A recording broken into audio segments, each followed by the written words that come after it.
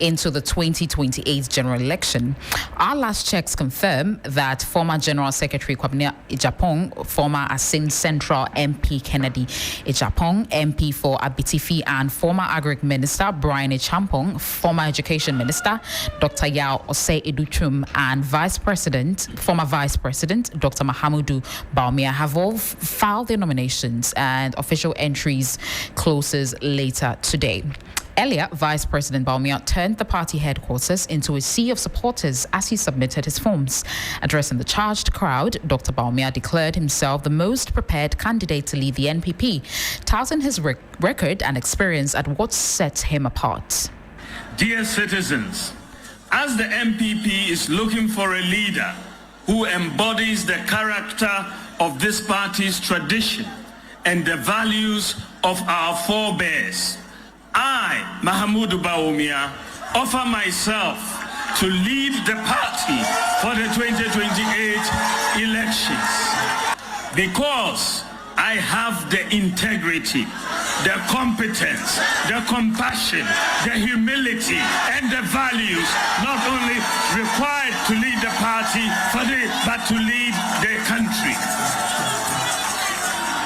This election is an election not only for flag bearer of our party, but it is an election for the soul of this party. The choice we make on January 31st will determine whether or not this party will hold on to the values that make us great or become a new party focused on deepening the chasm between the rich and the poor. I am offering myself to be elected as flag bearer because I believe we owe a duty to this party to give her a choice to put forward the most prepared candidate for the 2028 election. That was former Vice President BAWUMIA, who was addressing a charged crowd at the NPP headquarters earlier today. Well, he also listed a number of initiatives he spearheaded as Vice President, which he said had transformed lives across the country, while unveiling his vision to grow the Ghanaian economy through fresh, practical ideas. I have also had the distinct privilege of serving as Vice President and supporting the President and the government in our last administration with ideas that have significantly impacted the lives of millions of our people. This is what the streets refer to as being rich in ideas. The initiatives I advocated for in our time today are making impact in people's lives. The rich, innovative, and practical ideas that I successfully championed and saw to implementation include the Bank of Ghana's Gold Purchase Program, the first in Africa, the Gold for Oil Program, the first in Africa, the accelerated issuance of the Ghana card, mobile money interoperability, the first in Africa, the Ghana Digital Property Address System, the first in Africa, Agenda 111, one constituency, one ambulance, the Zipline drone delivery service, the largest in the world, the Universal QR Code Payment System, the No, which is the first in Africa, the No Guarantor Student Loans, Ghana.gov, the Citizens App, NHIS registration and renewal on your mobile phone, the Rental Assistance Scheme, the Zongo Development Fund, individualized credit scoring, paperless ports, electric buses, e-gates at Kotoka International Airport, and the digitalization of medical records across all district, regional, and teaching hospitals in Ghana, amongst others. He urged party faithful to close ranks and avoid attacking one another, warning that disunity could derail their 2028 victory while delivering subtle jabs to his opponents. He admitted he expects to face more attacks from his opponents, but insisted he remains focused on the bigger task ahead. Ladies and gentlemen, I demonstrate my strength by getting results, not by making noise or by insulting or by bragging about money. The combined effect of how well BAWUMIA is known today and my experience as Vice President make me the most prepared person for the NPP's quest for the 2028 election and governance in 2029. Fellow Kukudites, in the words of Kofi Abrefa-Bruzia, the qualification to be a success in Ghana's politics includes a large capacity to stomach all sorts of attacks. I am not oblivious to the fact that the NDC and lately elements within our own family subject me to daily attacks. In fact, I expect that there will be more attacks in the coming months and years. But I have learned, if I have learned anything from history, it includes the fact that a man must be formidable so that no matter the adversity, he stands tall, focused, and resolute. That's the flag bearer hopeful of the new Patriotic Party, the Vice and former Vice President Dr. Mahamudu BAWUMIA speaking. We're going on to the phone lines right now. Joined on the phone by political science lecturer at the University of Ghana, Dr. Joshua Zato, and as well as Dr. Jonathan Asante-Okyere, is a political analyst and lecturer at the University of Cape Coast. Gentlemen, good evening. Many thanks for joining us here on Hot Edition. Good evening. I want to start with you, Dr. Jonathan Asante-Okyere. Your take on what we've heard the Vice President say today. He alludes and seeks to trumpet again strongly his achievements during his tenure as Vice President. A sharp criticism which has come from that already is that same trump card he's on is what he presented to Ghanaians in the 2024 elections, and they rejected him. He should be pivoting away from it, but he still holds on to it. What do you make of this strategy going into this race? Yes, good evening, Evan, and good evening to your listeners and to my colleague out there. I was hazarding the same guess because it's like Dr. BAWUMIA appears to be speaking to solely the middle class, and that for me is not good enough. When I listen to Kennedy Agyapong's, speech, the language that he used is of a grassroots language, and I was a bit surprised that the very things that he said, that he touted before the 2024 elections, that got him humiliated in such a miserable fashion, are the very things that he is holding dear. I was thinking I was going to chart a new path. Probably when it gets to the period where he would have been elected, then he could tout things of that nature. Then he will have to come up with new ideas. And that for me will be more strategic than what he just said. Yes, he's the most or the more experienced than his compeers, but the same way he's the most disastrous as well. So he comes as a mixed bag, the more competent, the more experienced, but of course the more disastrous candidate, so to speak. And so in as much as he's touting his profile, his credentials, his experience and other things, he's the same person that caused his own grandeur of defeat. And so that is my preliminary view on that particular speech that he put out there. I mean, the speech is not bad. He also gets into an area where he says that where he's not going to get involved in insulting the politics of insults and seeking to respond. But he did throw his own subtle jabs, though. Said it's not about having so much money. You're not going to make a noise. Then it means that others are speaking emptily. That whatever they've been saying do not really hold water.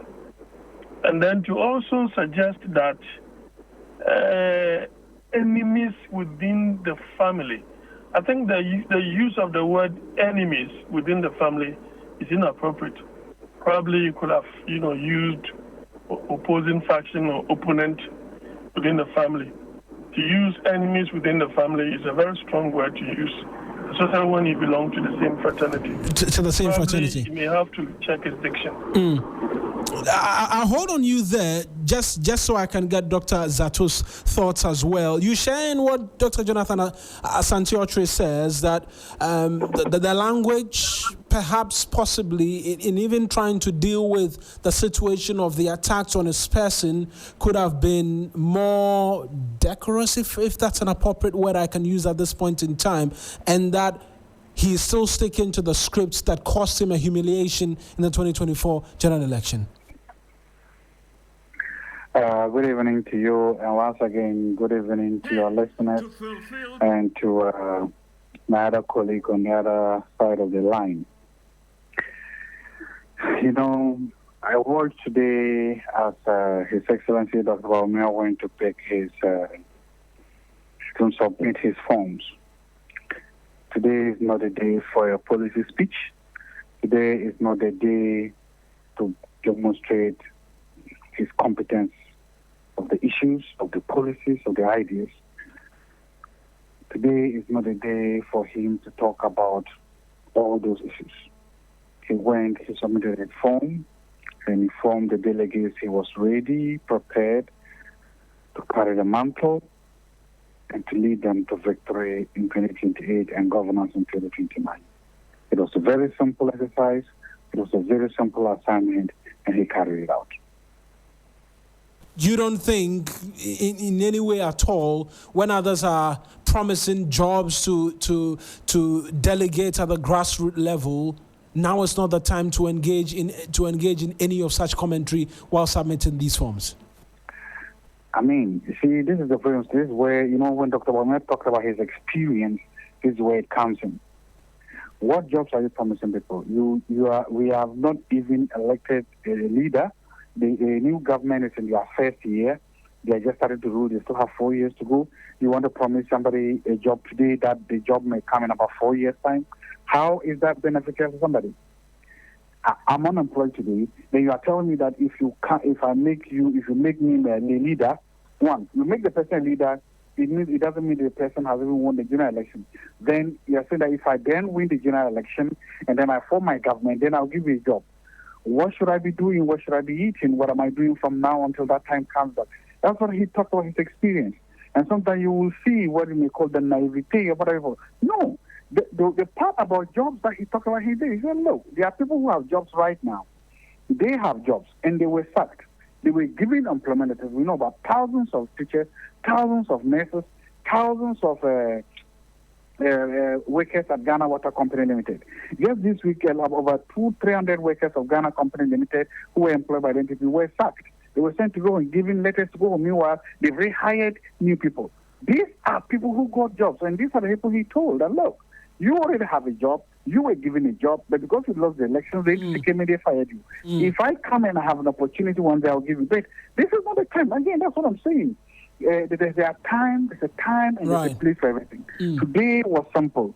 Submit your forms, wait for the vetting. Once you are vetted and approved, you now go there. You would go. He made something. He made a point. He said, that's what I'm saying. I don't want to go to that. None of the delegates has visited polling stations, has visited constituencies more than him. Nobody. There's no single constituency in this country. We talk about grassroots. You see, well, that's what I'm saying. Again, today you saw experience speak. People talk about grassroots. How can you say you are grassroots when you have not visited any of the polling stations or any of the constituencies more than 2 times? Dr. BAWUMIA has visited every single polling station in this country more than 5 times. So who is more connected to the grassroots? Again, look, I don't want this to be a banter. What I'm saying is it was a very small, significant assignment. Right. He went, he submitted his forms, he came back. Right. I'll come back to you on the internal contest and the concerns of unity, because that is a big challenge and a big conversation that needs to be had even in the lead up to January 31, 2026. But Mr. Jonathan Asante-Okyere, perhaps I'll start off with you on that front. You say that the language and the use of enemies could have been better, but now all five, we know five. We know that Kennedy Ohene Agyapong, Kwabena Agyapong, Brian Achampong, Dr. Yosei Duchum, and then Dr. Mahmoud BAWUMIA are the ones, per what we know, we haven't gotten word of another individual filing, are the ones going into this race, so there won't be the expectation of a super delegates conference. What should be the party's guiding principle, considering what we've seen play out, even in the lead up to the filing of these nominations, to ensure the party continues to stay in one piece after that primary? Well, obviously, I'm very certain that these subtle jabs from the former vice president will definitely get some due response. And of course, if you listen to Kennedy, he also gave some jabs. You know, he feels that it's not supposed to be empty rhetoric. It's supposed to be the reality on the ground. So I'm expecting that definitely their followers, respond appropriately. Right. And that being said, right. I think that the picking of the forms, has really gone well. We've not heard of any bad or untoward incident. And so that in itself is very good. But there are concerns of bias though, from the camp of Kennedy Agyapong already, who say that the party's official handles were used to stream the filing of nomination for Dr. BAWUMIA when same courtesies were not afforded to all others. Well, these are some of the things that, may not augur well for the party in terms of unity and post the elections. I heard Dr. Zato suggest to the effect that, and that is what Dr. BAWUMIA rightly said, he's toured the country over the period, a number of times, he's visited, blah, blah, blah, as a way of disputing those who believe that he's not, a grassroots person.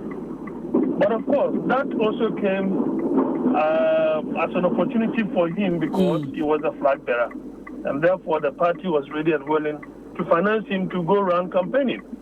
So, obviously, he will come to us as more qualified, more experienced. I wouldn't say more qualified, more experienced than all the other candidates. Right. But in terms of the bias, obviously, from the word go, that appears to be the case because the establishment seems to tilt towards a particular angle. But if we just have to wait and see how the reality will be like. Because before the 2024 elections, the presidential primaries, special presidential primaries that they had, and then the presidential primaries as well.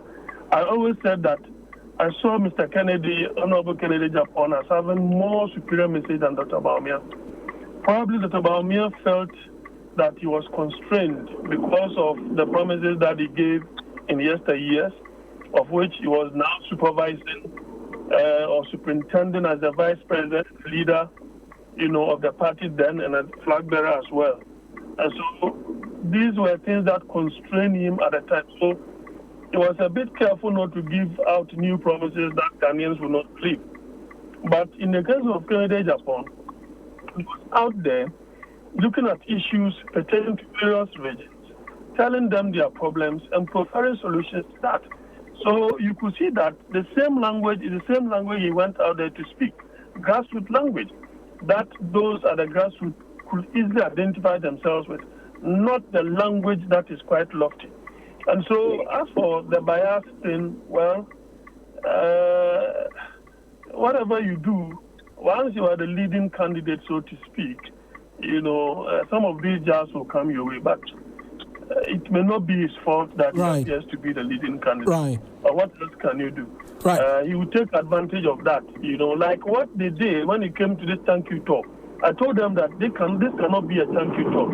It is linguistically unacceptable to say that you haven't lost an election miserably, you say you're going to thank you talk. It should rather be a unity talk or something else other than a thank you talk.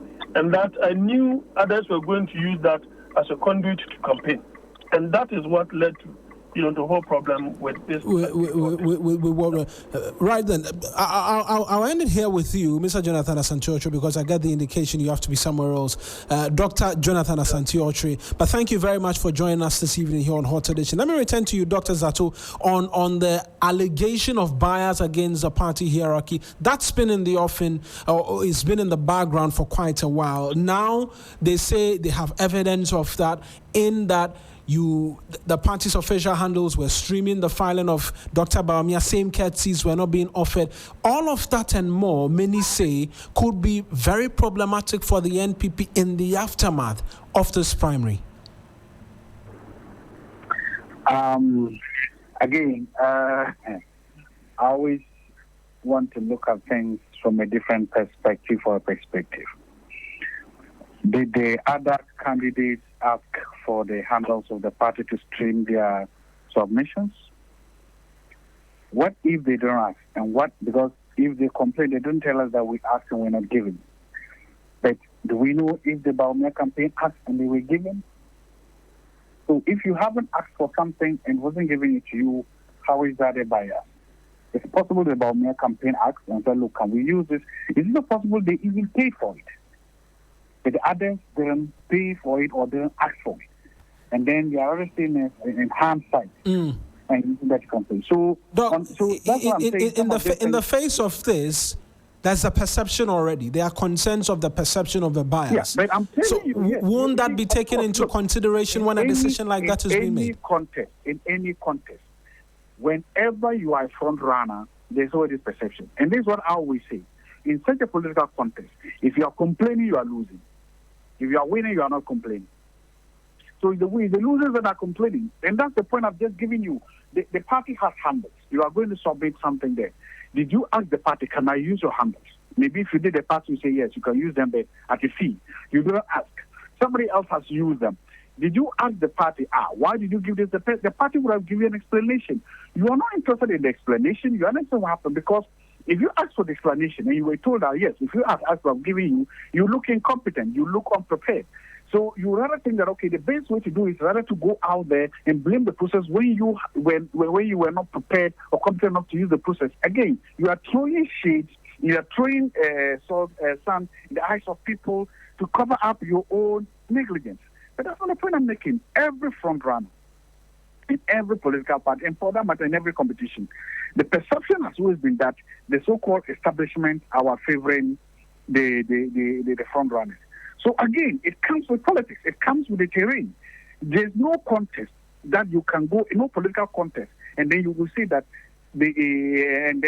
challengers or people that come and have never said that establishment are supporting the front line candidate. It has always been the case.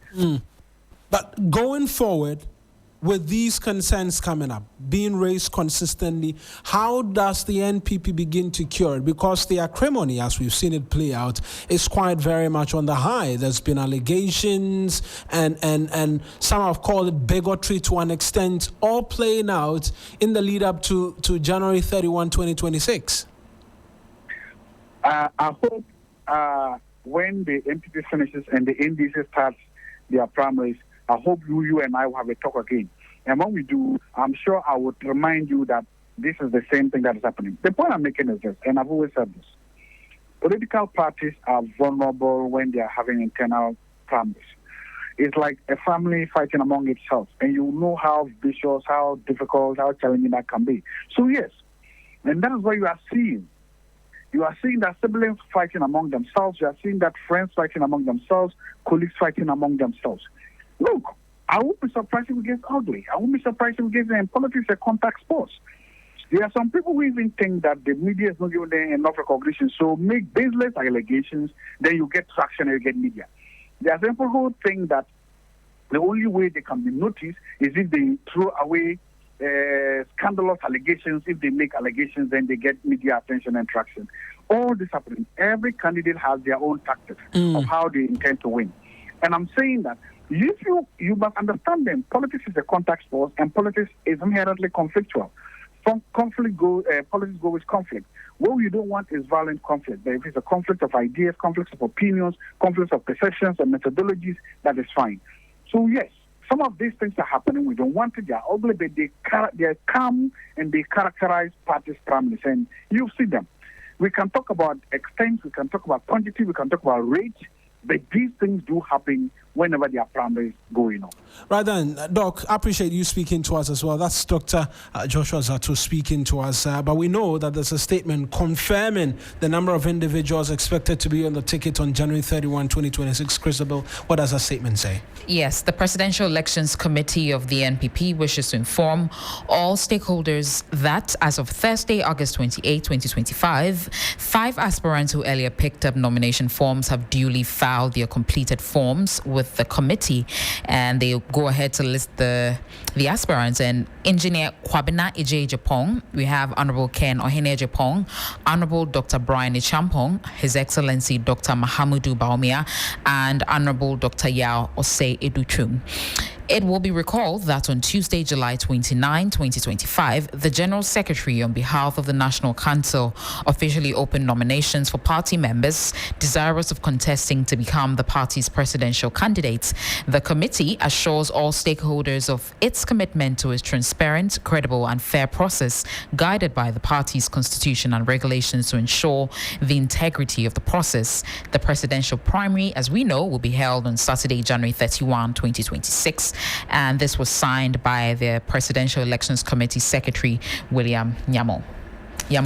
Thank you very much, Christabel, for those details. Well, we're moving away from this to the Greater Accra Regional Minister.